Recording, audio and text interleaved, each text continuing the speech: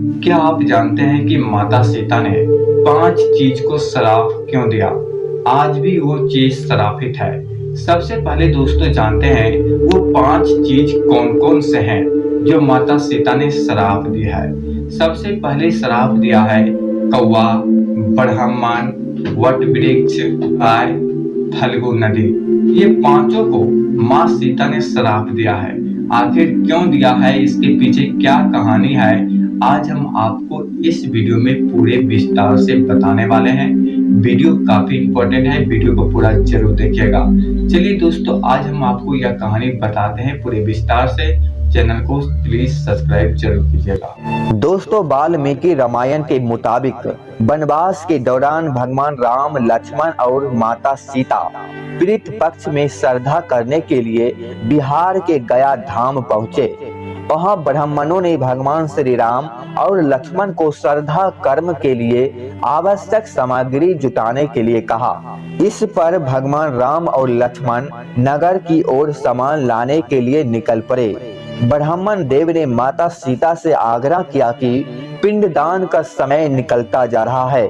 यह सुनकर माता सीता व्याकुल हो रही थी, क्योंकि श्री राम और लक्ष्मण अभी तक नहीं लौटे थे। इसी दौरान दशरथ जी की आत्मा ने उन्हें आभास कराया कि पिंडदान का वक्त बीता जा रहा है। यह जानकर माता सीता असमंजस में पड़ गई। तब माता सीता ने समय के महत्व को समझते हुए यह निर्णय लिया कि वह स्वयं अपने ससुर राजा दशरथ का पिंडदान करेगी।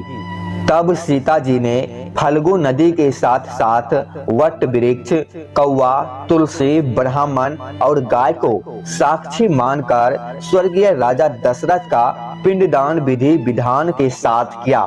इस क्रिया के उपरांत जैसे ही उन्होंने हाथ जोड़कर प्रार्थना की तो राजा दशरथ माता सीता का पिंडदान स्वीकार कर लिया। माता सीता इस बात से बहुत खुश हुई कि उनकी पूजा दशरथ जी ने स्वीकार कर ली। इसके बाद सीता जी के मन में शंका हुआ कि इस बात को प्रभु राम जी ने नहीं मानेंगे, क्योंकि पिंडदान पुत्र के बिना नहीं हो सकता है।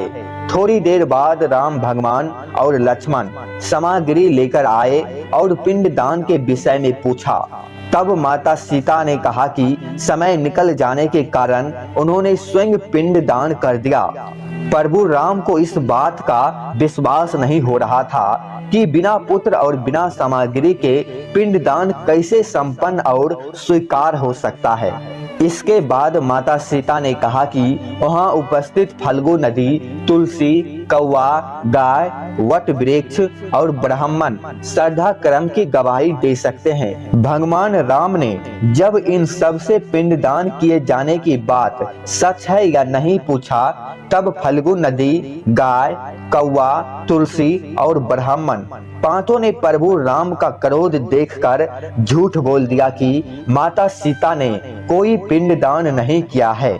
वट वृक्ष ने सत्य कहा कि माता सीता ने सबको साक्षी मानकर विधि पूर्वक राजा दशरथ का पिंडदान किया है। पांचों साक्षी के झूठ बोलने पर माता सीता ने क्रोधित होकर उन्हें आजीवन श्राप दे दिया। अब दोस्तों जान लेते हैं माता सीता ने किसको किस तरह का श्राप दिया है। फल्गु नदी को श्राप दिया कि वह सिर्फ नाम की नदी रहेगी, उसमें पानी नहीं रहेगा। इसी कारण फल्गु नदी आज भी गया में सूखी है। गाय को श्राप दिया कि गाय पूजनीय होकर भी सिर्फ उसके पिछले हिस्से का पूजा किया जाएगी और गाय को खाने के लिए दर दर भटकना पड़ेगा। आज भी हिंदू धर्म में गाय के सिर्फ पिछले हिस्से की पूजा की जाती है। माता सीता ने ब्राह्मण को श्राप दिया कि ब्राह्मण को कभी भी संतुष्ट ना होने और कितना भी मिले उसकी दरिद्रता हमेशा बनी रहेगी। इसी कारण ब्राह्मण कभी दान दक्षिणा के बाद भी संतुष्ट नहीं होते हैं। माता सीता ने तुलसी को श्राप दिया कि वह कभी भी गया की मिट्टी में नहीं उगेगी। दोस्तों, आज भी सत्य है कि गया की मिट्टी में एक भी आपको तुलसी का पौधा देखने को नहीं मिलेगा और कौवा को हमेशा लड़ झगड़ कर खाने का श्राप दिया था। कौवा आज भी खाना अकेले नहीं खाता है, एक दूसरे से लड़ झगड़ कर खाता है। माता सीता ने जहां इन पांचों को श्राप दिया, वही सच बोलने पर वट वृक्ष को आशीर्वाद दिया कि उसे लंबी आयु प्राप्त होगी, वह दूसरों को छाया प्रदान करेगा। पतिव्रता स्त्री उनका स्मरण करके अपने पति की लंबी आयु का कामना करेगी। आपको यह कहानी जानकर कैसा लगा कमेंट में जरूर बताइएगा। हमेशा नई जानकारी के लिए आप मेरे चैनल को सब्सक्राइब जरूर कीजिएगा।